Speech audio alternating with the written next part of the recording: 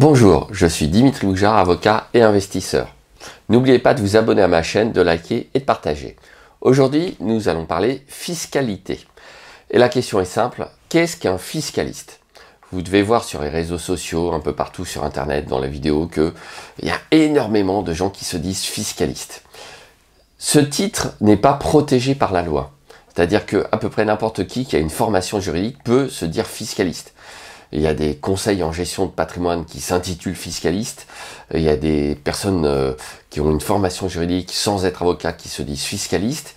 Et donc, c'est tout à fait possible. En réalité, et je vais revenir sur mon propre domaine puisque je suis avocat, donc je vais me focaliser sur les avocats. Il y a des avocats qui sont titulaires d'un certificat de spécialité. Alors, je vous le dis tout de suite, ce n'est pas mon cas, je n'ai pas de certificat de spécialité. Ce qui ne m'empêche pas d'être expert en fiscalité immobilière puisque c'est quelque chose que je pratique maintenant depuis de nombreuses années. En revanche, pour être titulaire d'un certificat de spécialité et pouvoir écrire par exemple sur son site internet qu'on est spécialiste en fiscalité, on est normalement tenu de passer un examen qui est organisé par le barreau de telle ou telle ville. Et donc, à l'issue de cet examen et après l'avoir réussi, on va obtenir le certificat de spécialité. Il n'y a pas que fiscaliste. On peut être spécialiste en droit bancaire, spécialiste en droit de la famille, spécialiste en urbanisme. Il y a toute une liste de spécialités. Et pour vérifier si quelqu'un est spécialiste et donc titulaire d'un certificat de spécialité dans tel ou tel domaine, vous pouvez tout simplement taper sur internet le barreau de la ville en question et aller chercher dans l'annuaire des avocats inscrits à ce barreau. Et là, vous aurez normalement leur champ de compétences et leurs éventuelles spécialités. Donc le champ de compétences, c'est simplement l'activité dominante. Ça ne se recouvre pas encore tout à fait, effectivement, mais quand même les deux sont voisins. Puisque les activités dominantes, ce sont les activités dans lesquelles l'avocat exerce principalement, et les champs de compétences, c'est plutôt, disons, les domaines du droit dans lesquels il a fait ses études. Bon, concrètement, il faut bien voir que sur les sites internet, on se fait parfois même intituler spécialiste contre son gré, puisque les partenaires qu'on peut avoir vont vous mettre spécialiste dans telle ou telle matière, alors que pour ma part, j'essaye d'éviter. Alors je ne le fais pas, moi je n'emploie pas le terme spécialiste, puisque comme je vous l'ai dit, je suis tout à fait franc avec ça et clair, ça ne me pose pas de difficulté, je n'ai pas de certificat de spécialité, mais parfois certains partenaires peuvent dire « c'est mon spécialiste ». Oui, quelque part, mais moi je préfère le terme expert. Et j'ai beaucoup de confrères qui ignorent même totalement ces règles.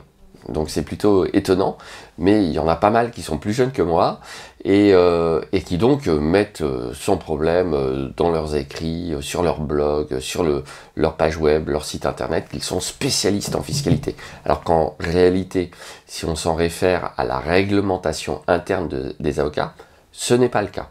Donc voilà. Alors évidemment, on a aussi des conseils en gestion de patrimoine, on a aussi des huissiers, des notaires, des experts comptables qui peuvent prétendre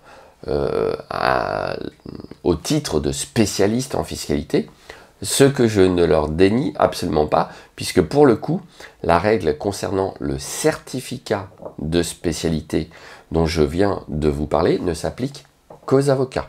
D'accord? Donc c'est un petit peu paradoxal et je voulais faire cette vidéo explicative parce que sur internet, du coup, bien malin qui peut s'y retrouver entre les multiples appellations et qui peut savoir en réalité dans le domaine du droit qui est fondé à avoir telle ou telle autorité pour vous délivrer telle ou telle information. D'accord? Donc j'espère que cette petite mise au point sur les spécialistes fiscaux ou autres, puisque ce que je viens de vous expliquer sur le certificat de spécialité s'applique à tous les domaines du droit. Donc j'espère que cette vidéo vous aidera à y voir plus clair et comme je vous l'ai dit, moyen extrêmement simple de vérifier si tel ou tel avocat est plutôt compétent ou a une activité dominante ou même dispose d'un certificat de spécialité dans tel ou tel domaine, eh bien c'est tout simplement d'aller voir sur le site des avocats inscrits au barreau de telle ou telle ville Il y a des dizaines d'ordres des avocats en France, bien évidemment. Nous sommes plus de 60 000 à l'heure actuelle. Donc le plus gros barreau étant celui de Paris. Et vous avez un annuaire très accessible à tout le monde, qui est vraiment plutôt bien fait. En 3 clics, on dispose des informations, notamment aussi la date d'inscription. C'est important la date d'inscription au barreau parce que elle reflète pas toujours exactement la réalité. Vous pouvez avoir quelqu'un qui a un super site, qui est super expert, super compétent, etc. et qui est inscrit depuis 2 ans au barreau.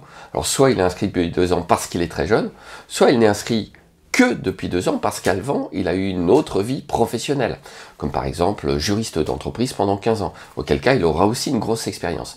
Donc faites bien attention à la date d'inscription au barreau, elle n'est pas toujours représentative du parcours personnel de l'avocat. Voilà.